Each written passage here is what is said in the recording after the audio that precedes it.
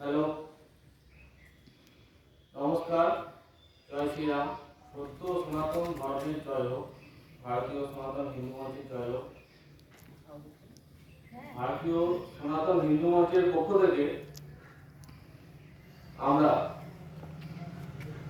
আগামী 2 মাস, পৌষ মাস এবং আমরা 2 মাস গোটা পশ্চিমবঙ্গ জুড়ে, গোটা রাজ্যব্যাপী আমরা শ্রীমদ্ ভগবত গীতা পশ্চিমবঙ্গের প্রত্যেকটা পাড়ায় পাড়ায় পাঠ্য করার আমরা উদ্যোগ নিয়েছি এবং সেই গীতা পাঠ কর্মসূচি আজকে এই বাবা ভোলেনাথের মন্দির থেকে আমরা গীতা পাঠের মাধ্যম দিয়ে আমরা শুভ সূচনা করব।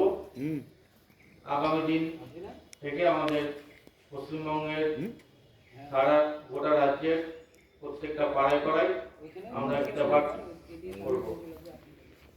আমাদের প্রধান উদ্দেশ্য শ্রীমদ্ ভগবত গীতার যে ভগবানের অমৃত বাণী, সেই বাণী